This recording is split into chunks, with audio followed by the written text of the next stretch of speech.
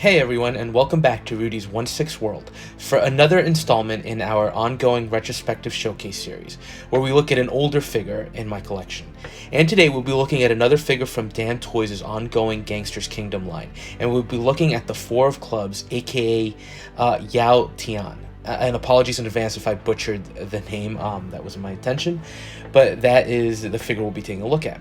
Now, this is the first member of the club gang, which I'll be reviewing, and if you've watched my past videos, you know that I love this line, and so far have had a pretty overwhelmingly positive response to all the figures in it, with a few minor exceptions.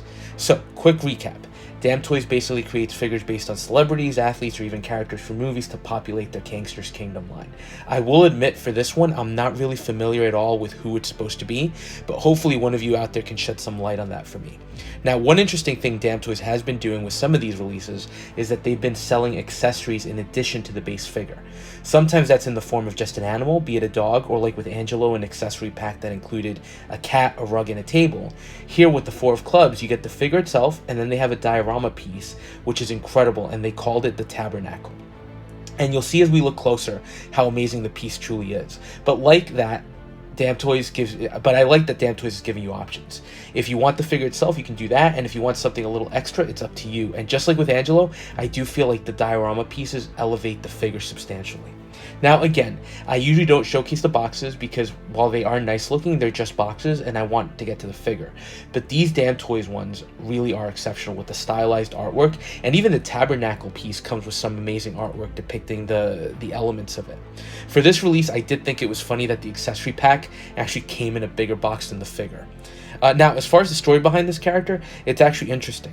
He's an enforcer that essentially earned his card by saving the boss of the family, and he carries some scars to remind everyone of his actions. Now, sometimes the story can be a little involved, and sometimes it's more of a brief summary into the character's history. For Yao, the major link to the ongoing storyline is that Ogier, the Jason Statham-based character, pays him a visit to arrange a meeting with the boss of the family. Now, as far as the figure itself, he's a tall one, very reminiscent of Archibald, and he has some weight to it. And as you can see he comes with a nice set of accessories, although it's nowhere near as fully loaded as some of the other figures in the line. But you get the standard set of weapons, some hands, and some additional pieces.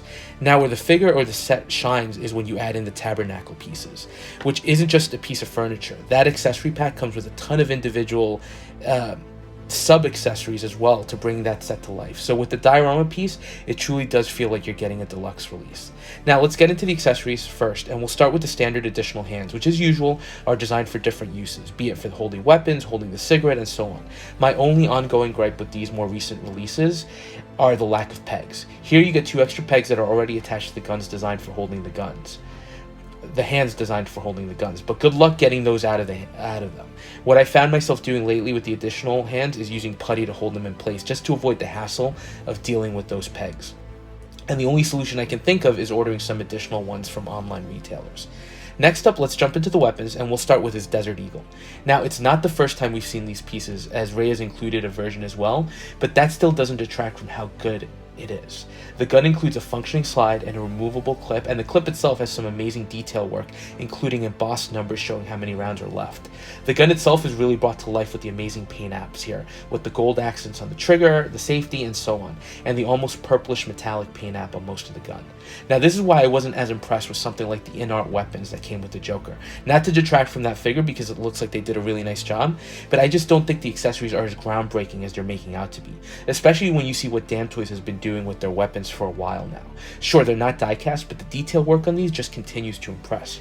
You can even see the embossed print on the body of the gun indicating made in Israel, which is really great attention to detail. Next up, you get his machete, and this is metal, so it does carry some weight to it, but again, it's a beautiful piece with great paint applications on the blade and the handle. The blade is an interesting shape with a nice square handguard, and there is what I believe is a Chinese character on the tip of the blade. Not sure what it means, but it adds something to the weapon, and overall is a nice looking piece. Next up, you get a pair of sunglasses, and I'm excited for these because they're different. Damtoys has been giving us sunglasses with most of the figures on the line, but I have noticed they got a little lazy and they've been just reusing the same aviator style over and over again, just giving us different lens colors and paint apps on the frame. These are new to the line, although maybe reused from some of their military figures. But they have a nice orange tinted lens with a black frame, and if you look carefully, they do have the Oakley logo on the side, so beautifully recreated, although getting them on the figure, that's another story for later on in the review. After that, you get a gold chain that he wears around his neck and a silver chain with functioning clasps that attach to loops on his belt. Both elements are made out of real metal, which is a plus and adds to the realism. And I like the work done here with the links overall. It's just nice when you get good accessories and nice attention to all level of details.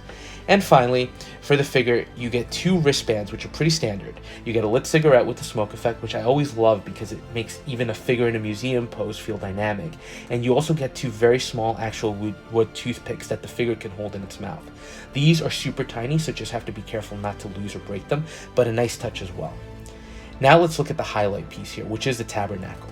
Now, just for conciseness, I decided to look at the entire piece fully assembled with all the components. And I can't tell you enough how amazing this piece is.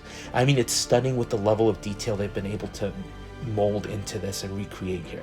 So as you see in the opening shots of the review, the tabernacle itself comes in 2 pieces, which fit together perfectly, and the set includes a bunch of accessories, including a gold-plated statue on a stone-like base with some embossed letters.